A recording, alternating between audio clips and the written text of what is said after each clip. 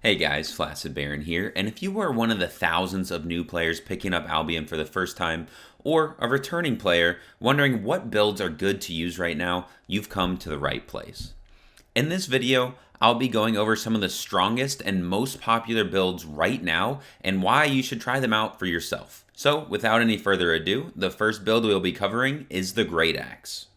So I'm sure you guys have all heard about the Great Axe before and how it's so good, and there's a reason for it. Honestly, it is one of, if not the best weapon for clearing dungeons. So the clear speed is out of this world. It is incredibly fast, so you'll be gaining a ton of fame very quickly. It is also a very mobile build, and you can use this mobility to get away from gankers that try to get you, to just move around the map quickly. And then also, this weapon does a sneaky amount of damage. There's been times where I was diving people and I was like, oh, look at that, 2 guys with great axes, this will be an easy kill, but the guys end up killing me because I don't realize that the great axe actually does buckets of damage if you don't stop the spin. If you let them spin on you, you will die and you will get melted very quickly. So here is a very common build that a lot of people use with the Great Axe. First, you want to use a Scholar Cowl. This gives you a very big defensive bonus as well as refreshing your mana, because you use a lot of energy while using this build, so you do need a way to get that energy back. Another item that people use to clear dungeons super quickly is the Spectre Jacket. You could also use a Stalker Jacket if you don't feel comfortable with the Spectre, because the Spectre does lower your health, but Spectre Jacket is the way to go if you want to clear dungeons quickly. Any boots really work in this build. You don't really need to pick a specific type of boot. Honestly, I just go with whatever boot I'm trying to level up. But if you want to be the most efficient, most people use the leather boots with refreshing sprint, which lowers your cooldowns just a little bit. Also, cape isn't super necessary, but again, to be the most efficient you can, you do want to use a Thetford cape. This will make your dungeon clearing just that much faster. One way you can change up the build is to switch to a halberd. And the halberd will provide you with more AoE damage and usually a little bit better PvP ability. It's also good in ZVZs. Or you can switch to the bear paws, and the bear paws will also give you that AoE fighting damage that's good for PvP, but it also gives you some more mobility because the E itself actually, gives you a big jump that you can use with it. However, for PvP and for the halberd or the bear paws, I do recommend you switch to either the mercenary jacket or a Hellion jacket. Both of these items will sustain you and keep you living so you can stay in the fight longer and put out more and more damage. In general, here are the best abilities to choose when you are using a Great Axe or one of the other 2 axes that I mentioned here. But of course, you should test out different things, and different situations will call for different abilities, but this is just a general guideline of what you should use when you're using these weapons. Moving on to number 4 in our list is the regular bow. And this thing is so sneaky with how much damage it can pump out, especially if you build it correctly, which of course I will be telling you how to do it. It will 100 to 0 someone so quickly. The single target damage on this build is insane. It also is pretty decent at clearing mobs. You have different abilities. Your Q ability and also your W ability are both pretty good for clearing out mobs, so you're not going to be too slow when you are trying to fame farm your way up and level up your bows. And also, it's very easy to learn. This is probably the easiest build to learn. You really just right-click. You activate your abilities and right-click, and then you let the bow do the work for you. The only thing you really have to watch out for is getting purged, but if they aren't running a purge, you will just melt whoever you are against. So a typical build, depending on what type of content you are doing, is a Hunter Hood or a Hellion Hood. So your Hunter Hood for defensives, Hellion Hood is another good defensive, and it also pairs very well because you are an auto attack build that when you go invisible, you can still auto attack. So it actually goes really, really well with the regular bow. Hellion Hood does. And then you want a Mage Robe. Mage Robe is just maximum damage, and you're gonna want maximum damage so you can kill your opponent quicker. Also, Guardian Boots or Soldier Boots. So the Guardian Boots are going to be your best option if you do like Hellgates or maybe even some corrupted dungeons with this build, because you can just double your health for 8 seconds. It's pretty good that you can just stand there, have huge amounts of health, and melt whoever. You can just face tank, basically, whoever you're against. And then the Soldier Boots will just be for escaping and for, in general, just movement abilities. Soldier Boots are really good. Your cape, honestly, is pretty optional. If you don't want to run a cape, if it's too expensive for you, this build doesn't need one. The cape will help a little bit, of course, but it is usually going to be your most expensive part of your build. And if you just don't want to spend the money, then don't. You don't really need a cape with this build. But of course, there are many different ways to play the bow and other bows as well. If you want to switch to a strong kiting build, you can try out the Badon bow. And this with a Merc jacket and even a Spectre hood, if you can afford it. Spectre hoods are actually very expensive. If you can add these two items, this build is one of the best builds right now. It's actually having a lot of people call for it to be nerfed because of how strong it is. You can also, if you are more of that kiting style, but you don't want to spend the money that you need to for a Badon and for the Spectre hood, you can actually use a Warbow. Warbow is really good for kiting as well and good for open world stuff. But it doesn't have that big price tag of the Badon. And here are the abilities that you want to use if you are using a regular bow, a Badon, or a Warbow. Moving on to number 3 on our list is the one-handed Curse Staff. And for this build, I will be using footage from Rusty. He is a really good player that uses Cursed a lot, and if you want to check him out, the link will be in the description below. So Curse Staff has huge single target burst damage. You can use this ability to pop people for thousands of damage. And I've seen this thing, especially when you use certain buffs like Cleric Robe, you can really hit hard and almost one-shot people with this. And not only that, but Curse Staff has some of the best sustain damage over time abilities in the game. And you don't even have to pop people for their entire health bar. You can chunk them down little by little by little and then finish them with that big burst damage.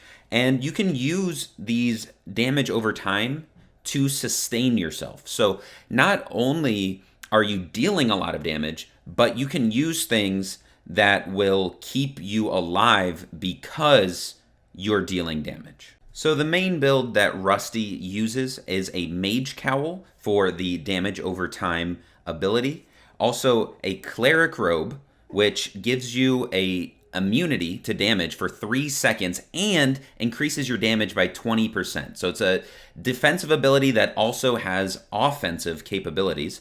Also a Muasak. So the Muasak gives you more damage, but at the cost of costing more energy, which doesn't really matter for a Curse Staff because you don't really use that much energy. And then you're going to want Soldier Boots. Soldier Boots, we've talked about them before in this video. They're just good for escaping. They're good for chasing. They're just all around good boots. However, I was talking about earlier that you can use your dot damage, your damage over time, to sustain yourself. And in order to do that, if you are having trouble staying alive, you can switch to a mercenary jacket.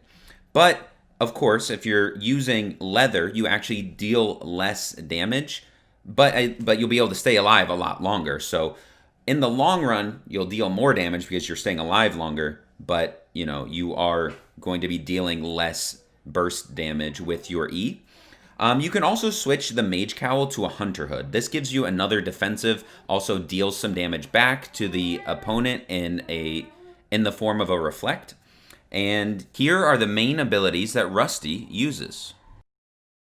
The next weapon on our list is the light crossbow, and this weapon can be used in many different types of situations, and it is known for pumping out massive amounts of damage. So the W in itself is very versatile. You can use it for many different things in different situations. So one thing people use it for is to reduce your opponent's resistances, so making them take more damage. People also use it as a way to knock back your opponent and keep them at a distance, or you can even use it to silence, which is one of the most popular ways to use the W. It also has a very versatile Q, and although there's only 2 Q abilities, both of them are very good. So one of the Qs, the auto fire, deals massive amounts of damage. I'm talking about a bar and a half of lock-on damage, if not more, depending on what type of build you're running. And then you could also use the other Q, the first Q, to kite your opponent. It's very good at kiting. It does a little AoE effect, and it is just very versatile in whatever situation you want to put it in. Another thing that is very versatile about this weapon is its E. Its E is unreflectable, uncleansable, and it does AoE damage, and it does a lot of it. So this weapon is very useful in many different scenarios. The only thing I would say that's a knock on this weapon is that you don't really get a lot of mobility with your abilities, but you do a lot of damage. So you don't really need to be mobile if your opponent just dies. So the best way to describe this weapon is versatile, which means there's a bunch of different ways that you can build your items to do well. And one of the ways that I think is the easiest to pick up for a beginner is Hunter Hood, Merc Jacket, and then you have your offhand. So your offhand, you can go Muasac, Crypt Candle, Taproot. The Crypt Candle, the Taproot are going to be a little bit more expensive, but the Muasac does a lot of damage. You do want to probably pick up a Muasac. I think it would be the best. And then you want Soldier Boots. So this way, you have a lot of sustain, a lot of damage, a lot of defense. Your Merc Jacket and Hunter Hood actually work together, and if you activate them at the same time, your Hunter Hood will proc your Merc Jacket. So you can use this combination to heal yourself all the way back up to full health. But like I said, there's just tons of variety and tons of things to choose from with this weapon. And you can use a Mage Robe if you want instead to get more damage than you would with a Merc Jacket. Or you can use a Cleric Robe. And a Cleric Robe, it's kind of a mix between the two. You get more damage because you are wearing cloth, but you also get a little bit of a defensive ability in that the Cleric Robe does make you invulnerable for 3 seconds. So and there's just tons and tons of different ways to play this that you can try to mix and match, see what your playstyle is. This weapon is one of the most dynamic that you can plug and play a bunch of different abilities, a bunch of different items, and it's going to be pretty successful because this weapon is so strong. So definitely try out different ways to play it. Don't just think, oh, this is the only way to play this weapon. This is the only way it'll be good. No, there's a ton of different ways it'll be good. In fact, you can check out different YouTube videos and you can find a bunch of different ways. But of course, light crossbow is not the only good crossbow. You can also use bolt casters, and bolt casters, what they usually do is a huge combo that does a ton of damage that can basically melt someone from 100 health to 0 health very, very quickly. And for bolt casters, you want to use these abilities specifically, or if one-shotting is more of your thing, you can use my build from this video here.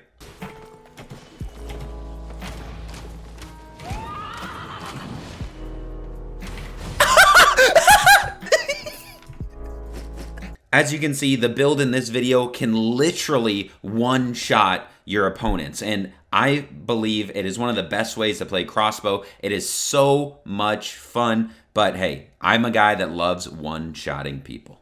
Moving on to the best beginner build, that is the Bloodletter. This weapon is just absolutely amazing, and actually, I remember back when I was a noob, this was the first weapon I got killed to. And I wanted to quit the game because it felt so unfair. I felt like I got deleted by this thing, and it is so good. And back then it used to be even stronger. It got a little bit nerfed recently, but it is still, in my opinion, the best weapon in the game, and this weapon certainly deserves its number 1 slot. It has the most mobility, probably top 3 out of all weapons in the entire game in mobility. And you can use it to get away. A lot of gatherers actually use this weapon because of how mobile it is, and you can use this to get away. And say you're in a fight and you're not a gatherer, you're trying to fight people, but you're losing the fight, use your mobility to get away and live to fight another day. There's no point staying and dying if you're not going to win the fight. You can also just pump massive damage.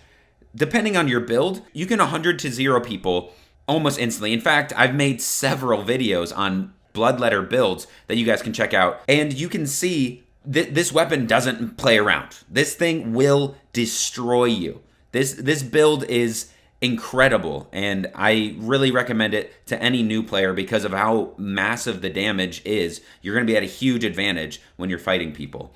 And the third thing about it is actually it's not too bad at fame farming either. A lot of people have asked me throughout the years, because I do play dagger a lot, they always ask me, what's the best way to level up my daggers? I want to play daggers. I love watching your videos, but I don't know how to level it up. I can't figure out a good build to use. I think Bloodletter is one of the best ones. One-handed dagger used to be pretty good at leveling up daggers, but it's been nerfed several times. And now I think Bloodletter is probably in that best slot to level up your dagger. So it's actually pretty good at killing mobs and leveling up. So if you want to get some levels, you want to get some fame, it's also a good place to start is using the Bloodletter.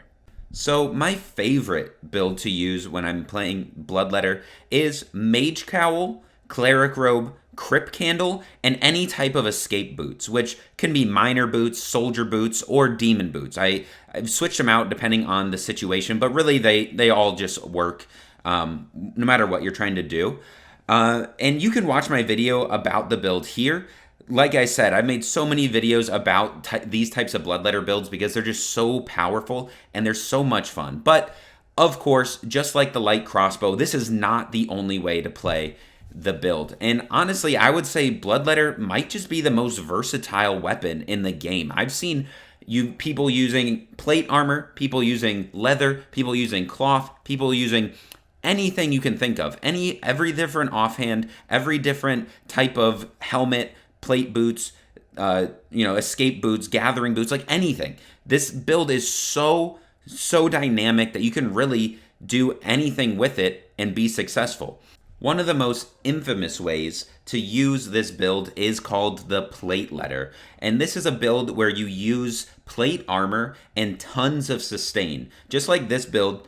And this is mainly used in corrupted dungeons. So if you're not doing corrupted dungeons, I would stay away from this type of build. And instead, I would use this other type of build that you use Hellion Jacket and Spectre Hood to keep yourself alive. And you can keep yourself alive very well to the point where basically you just out-sustain your opponent, and when they get to 40% health, you can just execute them. That's the beauty of the Bloodletter. You do buckets of damage when you want to execute them when they're at low health. So you just stay alive as long as you can, dealing little by little by little, and then you can finish them off with one big burst of damage. But that is going to do it for the list. I hope you guys enjoyed it. What weapons would you put on this list if you had to make a list? Also, which weapon out of these is your favorite? I would like to know what you guys think. I really like talking to new players and getting to know more about the new player experience. Guys, as always, stay soft. Make sure if you haven't already, you definitely subscribe. I'm going to be coming out with a lot more beginner guides soon. And thank you so much for watching. I will see you guys in the next one.